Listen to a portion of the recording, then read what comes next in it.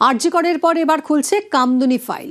পালা বদলের পর খুলছে অপহরণ, গণধর্ষণ, খুনের ফাইল। ১৩ বছর পর খুলছে কামদুনির ফাইল। নিহত নির্যাতিতার মা ভাইকে নিয়ে শ্রমিক ভট্টাচার্যের কাছে মৌসুমী ও টুম্পা কয়াল। কামদুনি আন্দোলনের মুখ মৌসুমী ও টুম্পা কয়াল। পরের সোমবার জনতার দরবারেই যাবেন নিহতের মা ভাই। ২০১৩-এ কামদুনিতে দ্বিতীয় বর্ষের ছাত্রীকে অপহরণ করে গণধর্ষণ, খুন। ১৩ বছর পর সুবিচারের আশায় পরিবার।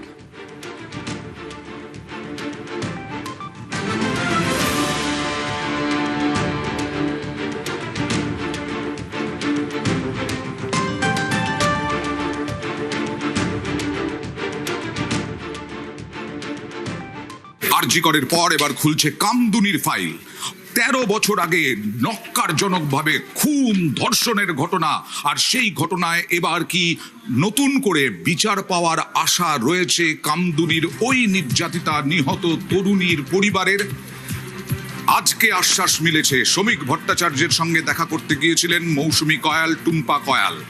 তারা কি বললেন, তারা কি আশ্বাস পেলেন, এই সব নিয়ে সরাসরি চলে যাব সুস্মিতার কাছে। সুস্মিতা, কিভাবে আবার নতুন করে ফাইল খুলবে কামদুনির? দেখো, বিজেপি এ রাজ্যে সরকারে আসার পর তাদের যে কথা দেওয়া বা তাদের আশ্বাস বাণী অনুযায়ী, সংকল্পপত্রে তাদের দেওয়া কথা অনুযায়ী তারা আরজি কর মেডিকেল কলেজের ঘটনার ফাইল তারা পুনরায় খুলেছেন, পুনরায় ওপেন হয়েছে। এবং আর তা থেকেই রাজ্যের একাধিক ঘটনার ফাইল আবারও খুলতে পারে সেই আশ্বাস মিলেছিল।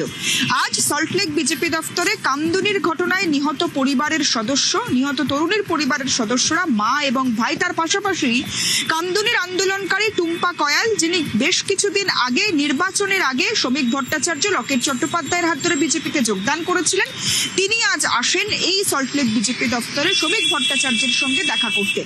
শ্রমিক ভট্টাচার্যের সঙ্গে দেখা হয়, 25 থেকে 30 মিনিট আলোচনা হয়েছে, সাক্ষাৎ হয়েছে। এবং সেই সাক্ষাতের পর বেরিয়ে এসে কামদুনির নির্যাতিতার পরিবারের যারা সদস্য রয়েছেন তারা স্পষ্ট করে বলছেন, আশ্বাস মিলেছে, ভরসা মিলেছে রাজ্য সভাপতির তরফে। গোটা রাজ্যের মানুষই তাই চান, যারা মূল দোষী তাদের শাস্তি, কড়া শাস্তি, এবং যাদের জন্য শাস্তি হয়নি তাদের বিরুদ্ধেও পদক্ষেপ। শ্রমিক ভট্টাচার্য, বিজেপি রাজ্য সভাপতি, তিনি কি আশ্বাস দিলেন, দেখুন।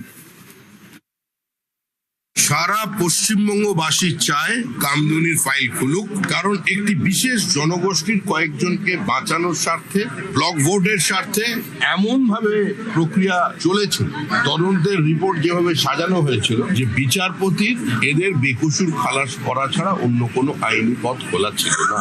যারা অপরাধী তাদের শাস্তি হবে, এবং এই শাস্তি গোটা রাজ্যবাসী চায়।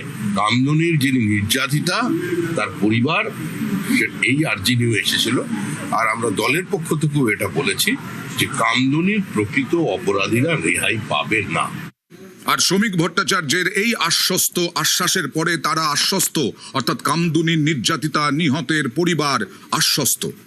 যেমন আরজি করে অভয়ার মান ফাইল খোলা হয়েছে, আমাদের ফাইলটাও খোলা হোক, যেন সুবিচার পাই।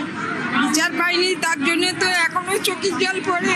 লোয়ার কোর্টে বিচার পেয়ে আবার হাইকোর্টে কি করে খালাসি হয়ে গেল, ফাঁসির অর্ডার হয়ে কি করে খালাসি হয়ে গেল, ওদেরও যেন ফের জেলে ঢোকানো হোক, ওরা যেন সাজা পায়, তাহলে আমি শান্তি পাবো, আমার আত্মা শান্তি পাবে, আমার মেয়ের আত্মা শান্তি পাবে।